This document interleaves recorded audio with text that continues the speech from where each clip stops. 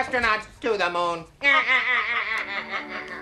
Bueno, Paco, para mí es un placer tenerte en el programa porque, bueno, te vi en la última conferencia de Barcelona y la verdad es que hiciste una exposición totalmente increíble, limpia, directa, todo lo que se podía pedir y más. Y me pareció fantástico el que pudieras estar hoy aquí conmigo.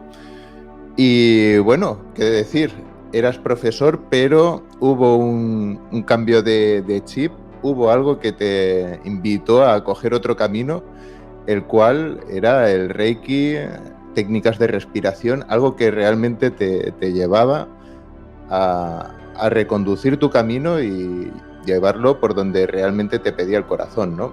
Bienvenido al canal, Paco. Pues muchas gracias, Rafa, por invitarme.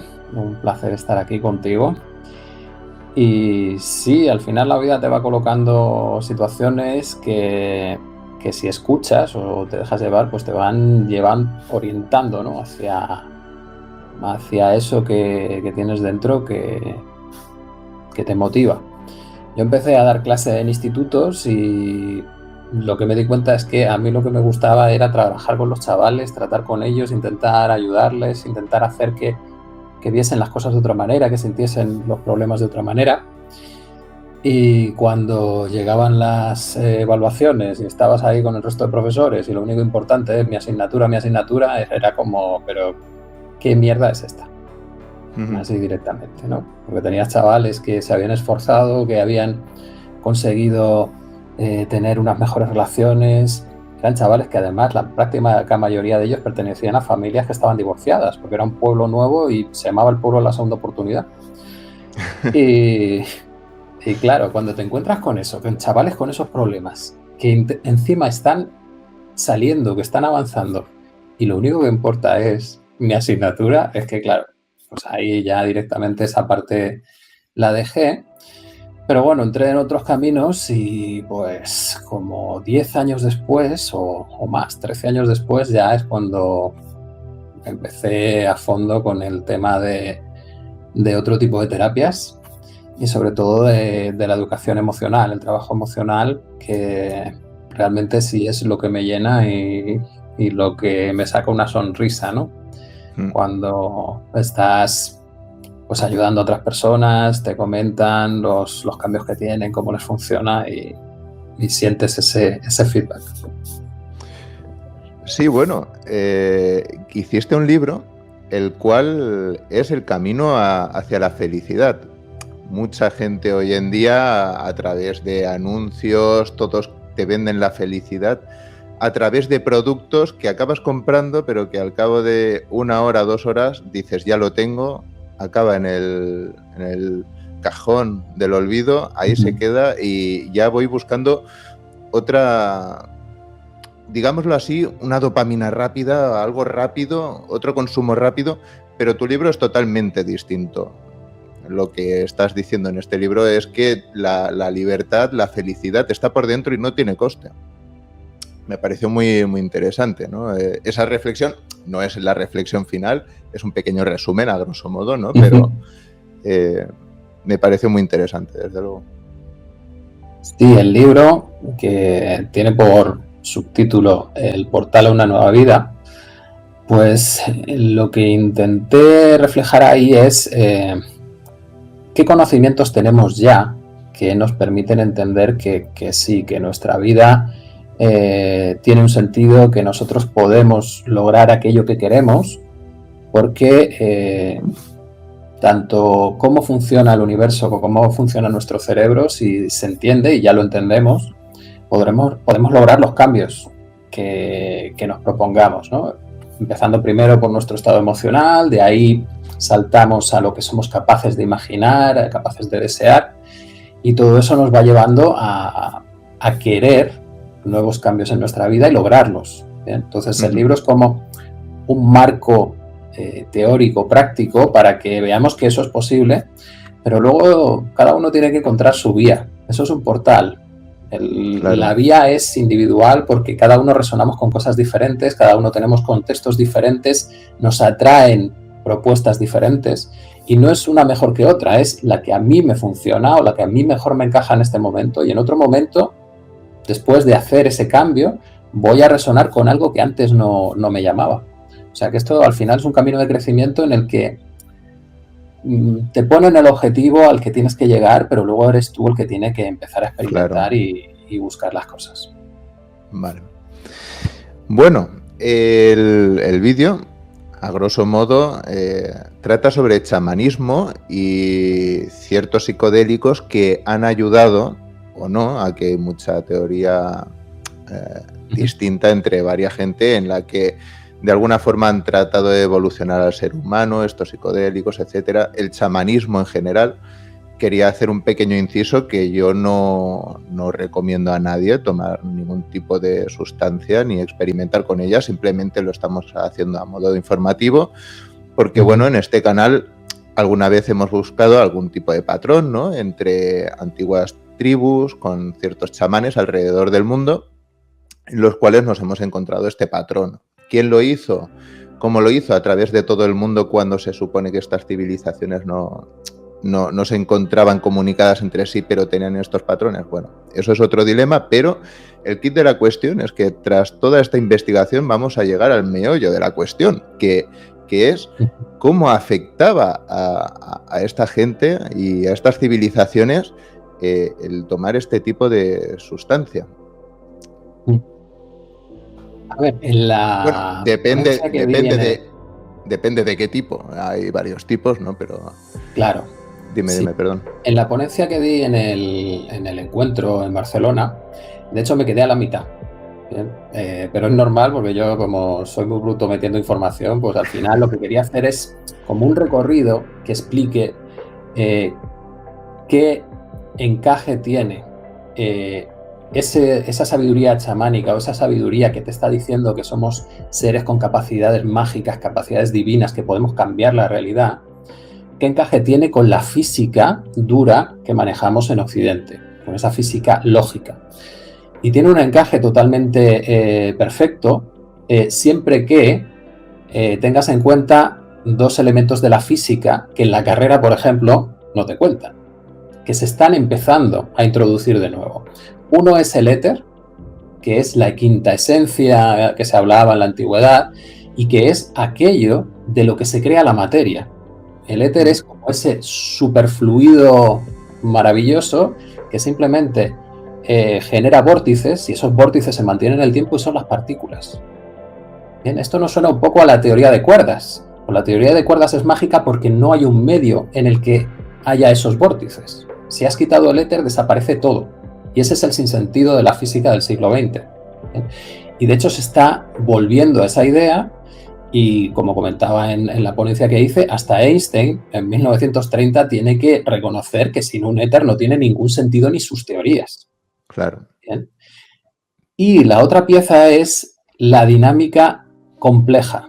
Es decir, a nosotros nos explican la física de los sistemas lineales, que son los que puedes poner en una ecuación, poner numeritos y calcular. ¿Bien? Pero esa no es la realidad. En la realidad las cosas no interactúan 2 a 2. Interactúan muchas a muchas. Y claro, cuando pones esas ecuaciones, no las sabes resolver. Los físicos lo único que aprendemos es a linealizar los sistemas. Y entonces te ofrecen eso como si fuese la verdad, cuando es una vulgaridad lo que estás haciendo, porque te estás perdiendo toda la magia que está en esa complejidad. Cuando añades la complejidad, entonces lo que encuentras es que hay un efecto que se llama el efecto mariposa, que es pequeños cambios producen grandes resultados. Y esa es la magia. Es yo, ser vivo, pertenezco a un sistema complejo, universo, en el que yo, gracias a mi consciencia, puedo poner una información pequeñita pero muy definida, lo que yo quiero. Y por efecto mariposa, ese sistema va a empezar a generar una realidad externa que coincide con eso que yo deseaba. El problema también, como nos dicen las sabidurías antiguas, es que dentro de ti no hay una sola persona. Hay muchas.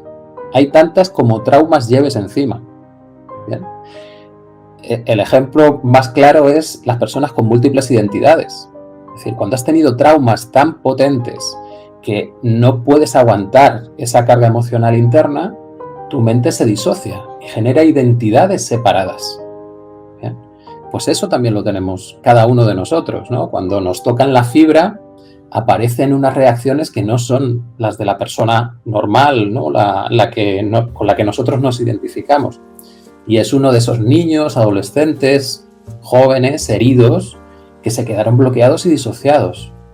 Claro, cuando nosotros queremos crear la realidad, lo tenemos que hacer en conjunto, con todos esos seres disociados. Y ese es el problema. Nos va a costar mucho ponernos de acuerdo para generar una realidad coherente. ¿Qué hacemos entonces? Pues generamos realidades incoherentes. Hay momentos en que parece que nos acercamos a nuestro deseo, otras nos alejamos, otros lo destruimos y estamos ahí en ese conflicto. Y ahí entra la clave de los enteógenos. Bien, los enteógenos son los que nos permiten acceder directamente a todo ese caos interno. Bien, porque si no, nuestro cerebro lo que hace es crear capas de defensa. Intenta aislar aquello que le hace daño, porque si no estarías bloqueado todo el día. Si pudieses sentir todas las vivencias emocionales impactantes que has tenido en tu vida en el mismo momento, colapsas directamente. Entonces tu cerebro intenta mantenerse cuerdo, intenta controlar las cosas para que puedas seguir adelante. Bien. Eso finalmente acaba generando una coraza psicológica y física que impide acceder a esas vivencias. Y el problema es que si no accedes a esas vivencias y no las sanas, todos esos seres interiores siguen cada uno su camino. Entonces no tienes coherencia, ¿vale?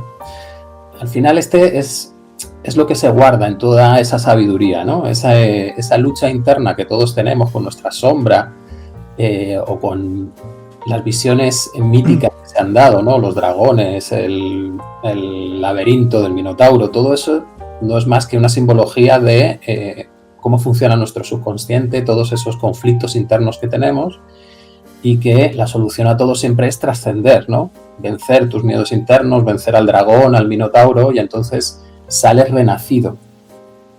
Y a partir de ahí creas una realidad diferente.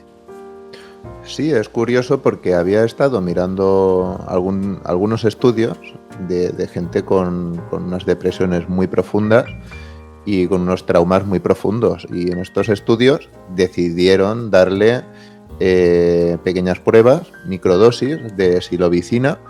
Y efectivamente, Paco, esa gente pasaban a un estado en el cual entraban a vivir ese estado traumático. Increíble, pero cierto. Y a pesar de todo lo duro del momento, de ver a esa persona sufriendo en ese momento, ¿no? Recordando aquella vivencia como si fuera real. En el momento que se despiertan y se les ve totalmente recuperados. Y les preguntan a estas personas y les dicen, ¿cómo te sientes? Dice, quizás ha sido la experiencia más fuerte, más increíble y más buena que haya tenido desde que he tenido a mi hijo. Por poner un ejemplo de lo que yo he leído y me ha dejado un poco en shock, ¿no? Cómo ha podido sanar, y eso a través tan solo de una sola sesión. Es algo realmente increíble, algo que quizás la medicina tradicional hoy en día funciona a base de repetición. Claro. Parece ser que hay a veces consecuencias de efectos adversos simplemente por estar tanto tiempo tomándolo, etcétera, etcétera. Parece que crean un cliente afianzado para mucho tiempo, pero no sana lo que es realmente el problema, ¿no? Y en cambio el tema de la psilocibina me llamó mucho la atención, como unas pequeñas microdosis podían finalizar básicamente con ese trauma. No estamos diciendo que sea la solución al problema. El viaje interior, como he podido ver en alguno de tus vídeos, es duro, no se tiene que hacer así. Y es pico pala, trabajarlo mucho y acceder pues a tu propio yo y saber entenderlo, ¿no? Pero parece como que estas antiguas tribus sí que sabían de todos estos efectos. No creo que lo hicieran habitualmente, pero sí que, o al menos algún tipo de sanación, por lo menos lo que yo tengo constancia, Paco, es que a través de por lo menos los solsticios de invierno sí que se realizaban, con lo cual al menos una al año sí que... Dime, perdón. Vamos, solsticios de invierno, verano, equinoccios, es decir, hay un montón de fiestas anuales en las que se produce el sentido de esas fiestas, en el fondo siempre es una sanación interna. Es decir, yo doy un curso que he llamado neurochamanismo, porque ahora mismo con el conocimiento que tenemos de neurología podemos explicar qué hacen los chamanes. Y los chamanes sabían mucho mejor cómo funciona el cerebro que los psiquiatras y psicólogos actuales. De hecho, incluso hay psiquiatras o neurólogos que están en las últimas investigaciones que están diciendo que todo aquel que haya estudiado antes del año 2000 o 2010 no tiene ni idea de cómo funciona realmente el cerebro. Porque lo que se está descubriendo ahora, cuando puedes hacer pruebas con cerebros vivos, bien, que le pones un aparato a la gente y ves cómo reacciona su cerebro, le pones en un viaje de un enteógeno, psilocibina, DMT o lo que sea, y ves cómo se transforma el cerebro, estás aprendiendo una cantidad de cosas que no lo saben en los libros de texto, observando desde fuera a la gente patológica, que es como se estudiaba antes. De hecho, me acuerdo que uno de los más renombrados, ¿no?, de la época psicodélica en Estados Unidos de los años 60, que estaba como profesor en Harvard, no me acuerdo el nombre ahora mismo. Timothy Leary, ¿no? Lo que decía es que en el primer viaje que él hizo con psilocibina, es decir, con los hongos mágicos, aprendió más psicología que todo lo que había aprendido en su carrera. Madre mía. Porque estás experimentando internamente todos esos cambios internos en tus estados de conciencia, tu capacidad de percepción, cómo se genera la información desde dentro de ti. O sea que ahora mismo lo que se está descubriendo es que esas sustancias, que incluso hay estudios que dicen que las genera el propio cerebro, hay estudios que dicen que en situaciones extremas el propio cerebro genera su DMT endógeno y son capaces de comparar las experiencias con DMT con las experiencias, por ejemplo, de personas que han estado en situaciones cercanas a la muerte, y resulta que encajan, que son la misma experiencia. ¿Qué ocurre? Que toda la vida se han estado teniendo experiencias místicas, y esas experiencias místicas no se controlaban, es decir, le sucedían a las personas casi un poco al azar, entre comillas, siempre lo de azar. Cuando tienes un accidente y estás a punto de morir, cuando vives una situación de inanición muy fuerte, ayunos muy largos, situaciones de deprivación, situaciones de dolor intenso, situaciones de aislamiento en entornos en los que no se ve, no se oye, tu cerebro llega a un límite, y lo mismo en ese límite es cuando se segrega esa sustancia, ese compuesto, el DMT. ¿Para qué? Porque tu cerebro en ese momento ya no tiene más opciones. Necesita conectar con otro estado de percepción para poder encontrar soluciones diferentes. Y esos estados de consciencia te abren a mundos totalmente, separados de esta realidad material que nosotros tenemos. Entonces, cuando vuelves con una creatividad absoluta. Pero es que además has contemplado tu propia realidad desde un punto en el que lo fundamental es la sensación de amor inmenso. Y entonces, claro, bajo esa sensación de amor inmenso puedes acceder a todos tus recuerdos, a todo tu dolor, sin que te bloquee el proceso. Que es el gran problema del tratamiento clásico del trauma, que tienes que acceder a él, pero claro, si accedes a él, de repente tu cerebro dispara todas las alarmas y la reacción física es muy fuerte. Entonces cabe la posibilidad de retraumatización, es decir, que intentes rechazar todas esas sensaciones y se acabe bloqueando todavía más emoción. Eso sucede porque en esos momentos el que esté al mando es nuestro ego. Es una estructura cerebral que se conoce con el nombre de red neuronal por defecto, que va a intentar mantenerte vivo. Y entonces intenta separarse de eso que le puede hacer daño. Cuando entras en esos estados diferentes de consciencia, esa red se apaga o se reduce muchísimo su funcionamiento. Y entonces el estado que queda de fondo es el estado de amor, en el que puedes contemplar las cosas sin que te arrastren, sin que te quedes atrapado. Y claro, se produce una transformación tremenda porque puedes permitir que el cuerpo libere la emoción, cosa que en el estado normal de consciencia no se produce, Claro. porque estamos educados a reprimirla. Entonces, claro, a ver, ahora mismo tenemos un conocimiento ya tremendo como para decir, esas sustancias son la clave para una nueva psiquiatría y una nueva psicología, pero es que esas sustancias y toda esa clave la conocían ya los chamanes. Es decir, los humanos no somos unos tontos que hasta el siglo XIX nos chupábamos el dedo todo el día. Es decir, genios han existido en toda la historia y, por supuesto, con observación se llegan a muchas conclusiones. ¿Bien? Y lo normal es que puede que incluso antes estuviésemos mucho más conectados con nuestro cuerpo y nuestra intuición que no ahora. O sea que lo que se descubría antes de manera intuitiva puede estar muchísimo más cerca de la realidad de cómo funciona este cuerpo que lo que hemos ido descubriendo. Y solo ahora, en el siglo XXI, pues nos damos cuenta de ello, ¿no?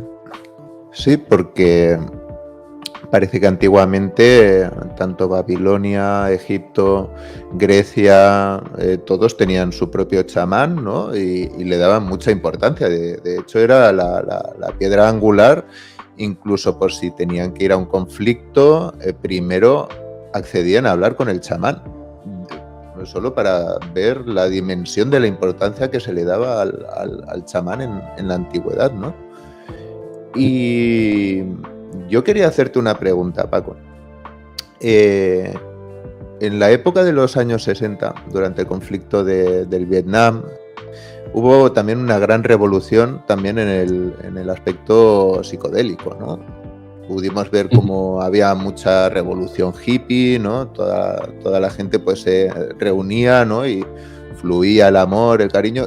Si tenían que ir a un conflicto, por primera vez se veía que el ser humano pues estaba totalmente en contra y querían fluir en el amor, en el cariño. De hecho, se hizo una revolución, se hicieron manifestaciones y poco después Richard Nixon dijo que todo esto era peligroso, que lo iba a prohibir.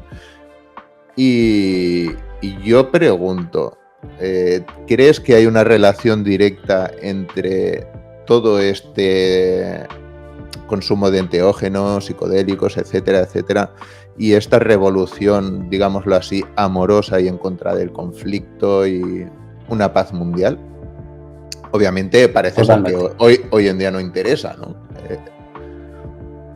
Sí, pero ya no, yo creo que ya no se puede parar. A ver, esa relación es total. Lo que pasa, voy a hacer un paréntesis. Utilizamos los términos psicodélicos y enteógenos, bien, para referirnos a esas sustancias que nos producen esos cambios de conciencia tremendos, ¿no? Psicodélico es el nombre que se le empezó a dar en los años 60. Antes, en los 50, fue el origen, cuando empezaron a trabajar con el LSD, que había sido sintetizado unos años antes, pero Sandoz, que era la farmacéutica que tenía los derechos sobre la explotación de esa sustancia, pues entonces, como no sabía qué hacer con ella, la enviaba gratuitamente a cualquier laboratorio que quisiera probarla, y psicólogos, pero vamos, cantidad ilimitada. Tú hacías con ello lo que quisieras, y eso empezó en los 50. Bien, y que también es otro dato importante.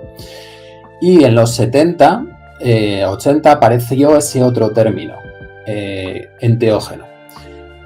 ¿Por qué? El psicodélico sería como aquel que abre tu mente, ¿bien? Que te mete en otro estado de percepción y te permite abrir esa mente a nuevas realidades.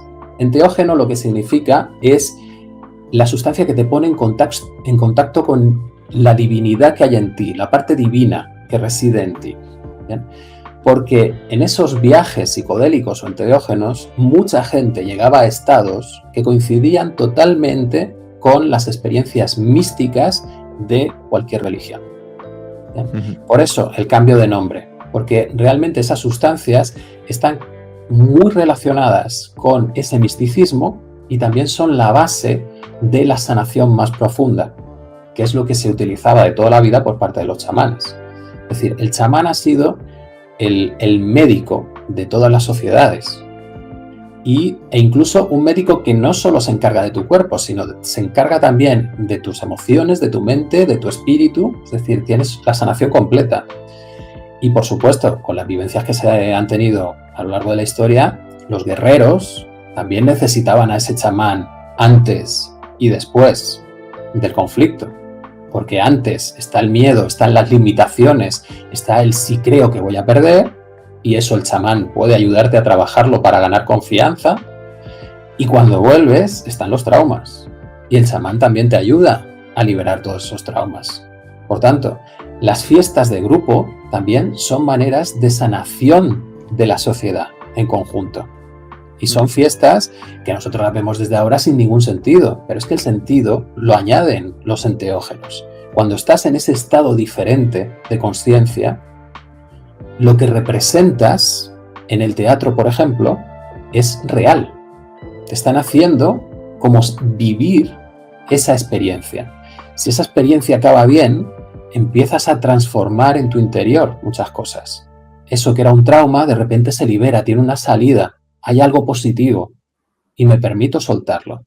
O sea que toda la sanación está incluida en las estructuras de las sociedades. Y por supuesto los chamanes siempre han sido súper respetados y luego han sido cambiados de nombres a sacerdotes u otras cosas, pero siempre se ha estado trabajando con esos conflictos y esa salud interna de las personas. Y lo que decías, perdona, que se me va... Sí, en los años 60... este que te comentaba antes, que no me acuerdo si se llamaba Fadiman, ¿no? Timothy Leary.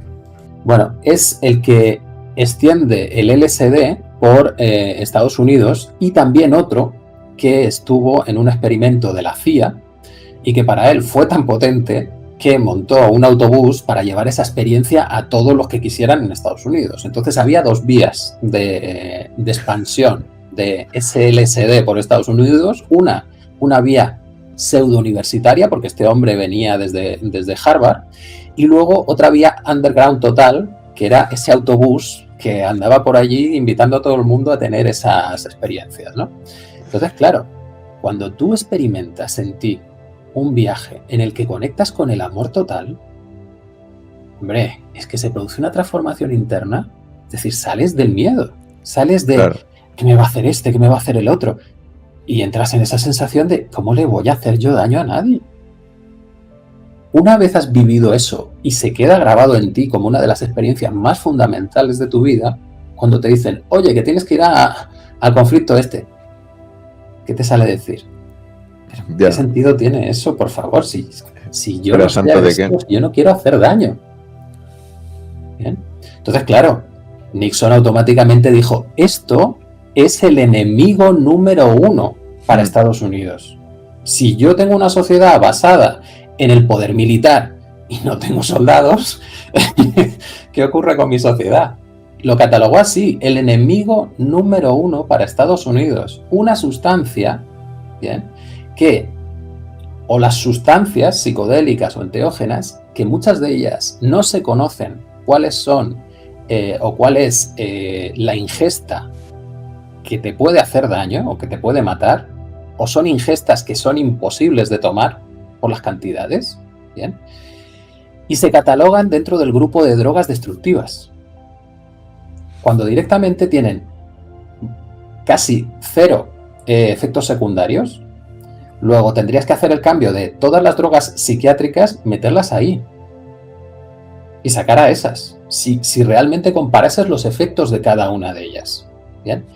Pero, pues a cada uno tendrá que hacerse la pregunta, ¿por qué en Estados Unidos hay una epidemia ahora mismo de problemas relacionados con las drogas psiquiátricas y se está aumentando? Incluso hay ciudades que ya han permitido el cultivo de plantas relacionadas con los enteógenos para consumo propio, porque la gente está viendo que tienen efectos reales.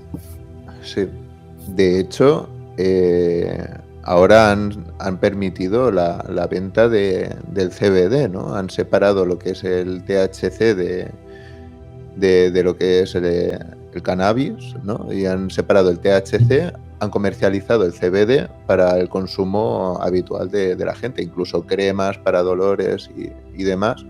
O sea que están viendo el beneficio, obviamente quitando otra parte, ¿no?, de todo esto.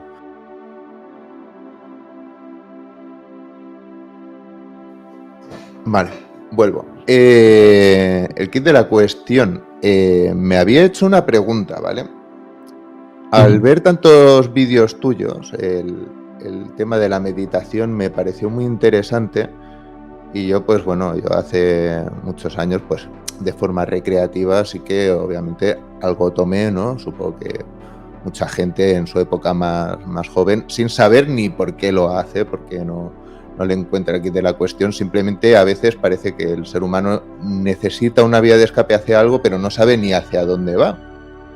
Pero bueno, yo en mi época, pues bueno, sí que tomé algo y ahora ya no lo tomo, pero he llegado a pensar, quizás el tema de la meditación profunda con este tipo de enteógenos lleva a una puerta mucho más grande de lo que la gente piensa. Yo siempre lo he puesto por separado una cosa y la otra, pero últimamente llevo un mes y medio dándole muchas vueltas al asunto y es que quizás ambas cosas deberían de funcionar juntas y quizás se llevaría a un estado mucho más profundo de conocimiento propio, ¿no? Del propio ser, no lo sé. Normalmente se utiliza por separado. Yo utilizo la meditación. Me parece que es buena, sobre todo me relaja. Hace tiempo tuve algo de ansiedad y me ha venido muy bien. Y obviamente le veo mucho beneficio, pero creo, quizás tampoco soy experto, por eso te lo comento, quizás una cosa funciona perfectamente con la otra y es básicamente como anillo al dedo el tema de la meditación profunda junto con todo esto, ¿no? Claro. De hecho, en muchas culturas, para que alguien llegue a chamán, primero tiene que tener una experiencia enteógena y luego hay un proceso de aprendizaje. La experiencia enteógena lo que te da es el contacto con ese estado especial y sobre todo ese estado en el que tu mente está abierta, no hay juicios y todo es amor y estás conectado con todo. Si tú has experimentado eso, bien, es una sensación, un estado al que puedes acceder recordando. O puedes hacer un anclaje y entonces lo asocias a una palabra, lo asocias a una imagen, lo asocias a un gesto y se activa automáticamente en tu cuerpo. ¿Bien? Una vez vives eso, cuando haces una meditación y de repente empiezan a venir recuerdos que son dolorosos, si tú activas ese estado durante la meditación, puedes ver todos esos recuerdos sin sufrir, sin que te arrastren y por lo tanto se produce una sanación completa de ese recuerdo, ¿vale? Luego, la meditación, si ya tienes esa vivencia, se hace muchísimo más potente. Si no, te tienes que tirar un montón de años hasta que logras a través de la meditación llegar a esa vivencia. Y después empiezas a meditar ya en profundidad, porque te conectas a esa vivencia y luego empiezas a meditar sobre los conflictos, los problemas que tienes en el día a día. Y se van solucionando solos, porque puedes mantener el contacto con ese estado. Pero la clave es el estado. ¿Bien? ¿Qué ocurre? Cuando logras eso, eres un ser libre, porque cualquier miedo que tienes lo puedes disolver. Un estado vive gracias a que las personas no son libres, sino que se consideran como seres no adultos que tienen que estar cuidados por el Estado. Cuando aparece un Estado, ya no te van a permitir tener ese tipo de iniciación. Es decir, primero tener la experiencia que te conecta a ese nivel de conciencia y luego la práctica que te ayuda a resolver todos los conflictos de tu vida. Directamente te anulan el acceso a la conciencia y te dejan los ritos. Pero son ritos vaciados porque ya no tienes aquello que realmente te va a hacer cambiar, que es ese estado de conexión con el amor absoluto, sin juicios. ¿Bien? Y entonces, vale, yo te dejo los ritos, te dejo las herramientas estas y tú te vas a tirar toda la vida repitiéndolas, porque difícilmente vas a llegar a ese estado especial. Van a llegar muy pocos. Y a esos pocos, entonces los hago la élite, los hago especiales, los hago tocados por el Dios. Y entonces activo su ego. Y ya, como son especiales, no quieren que los demás se conviertan en especiales, porque los especiales son ellos. Claro. Y además lo han conseguido con mucho esfuerzo, durante muchos años. Entonces, cuando llega alguien proponiendo que hay otra vía mucho más rápida e igual de profunda, te van a decir, no, eso no se puede tomar, eso es hacer trampas. Y dicen, no, esa es la ayuda que entre todos nos hemos creado para poder despertar juntos, porque si no, es solo por parte de algunos. Pero que incluso ni siquiera es un despertar completo, porque esos que despiertan tienen miedo de que los demás les sigan. Y mi intuición es que los seres humanos también intuitivamente sabemos qué necesitamos. Y se va buscando esa solución. Por ejemplo, lo curioso es, en las raves, que son las fiestas estas de música electrónica que duran días, ¿bien? Y que según nos venden, pues se montan para drogarse. Bueno, pues resulta que en las raves se toma fundamentalmente MDMA, éxtasis, ¿bien? Y también se suelen tomar hongos, setas, psilocibina, ¿vale? Pues resulta que el éxtasis se está utilizando ahora mismo en estudios para el tratamiento de traumas, porque te mete en un estado también cercano al amor, que por eso se le llama la droga del amor, y entonces puedes acceder a tu trauma sin sufrir. Entiendes, empatizas, y te abres y lo sueltas. ¿Bien?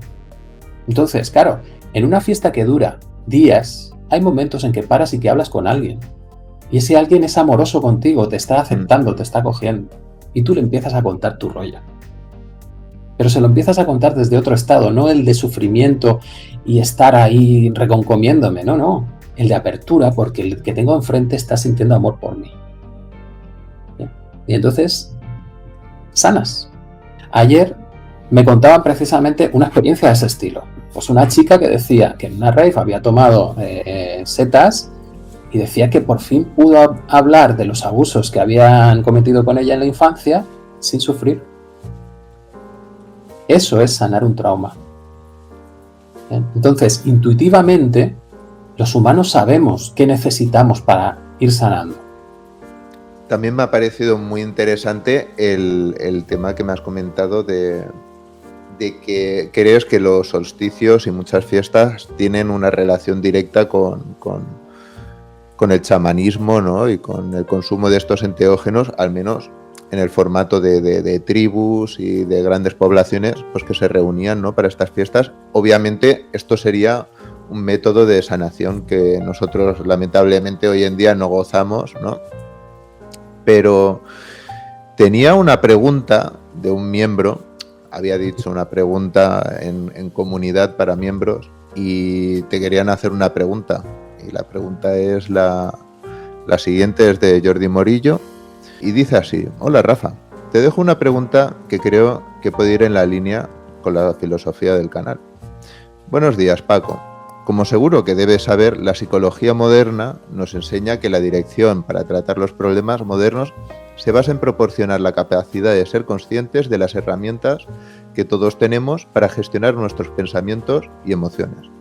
Es como si nos ofreciesen una parte del libro de instrucciones que habla sobre cómo funciona este cuerpo. Se sabe que el estudio del cerebro todavía nos depara muchas sorpresas. Sin embargo, el estudio del chamanismo nos deja entrever que ellos conocían el modo de activar herramientas que permitían acelerar la curación del cuerpo o incluso curar enfermedades físicas o mentales que hoy en día se consideran incurables.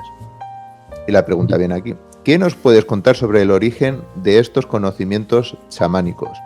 ¿Cómo unas personas que vivían sin ningún tipo de tecnología que les permitiese explorar la mente fueron capaces de alcanzar tales logros? Gracias y un abrazo. Pues es que sí tenían una tecnología y además muy eficaz para estudiar la mente, que son esos estados místicos.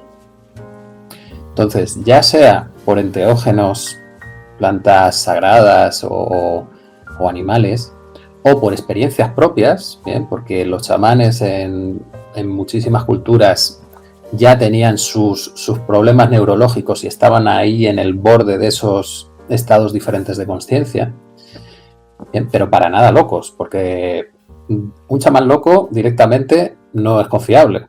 Entonces, una cosa es que estés en ese punto ahí de saltar, pero luego tienes un entrenamiento que te ayuda a purificar todo eso, a limpiarlo. ¿Bien? Entonces, ellos experimentaban internamente lo que es en sí la conciencia, lo que es el ego, lo que es el desapego, lo que es la totalidad.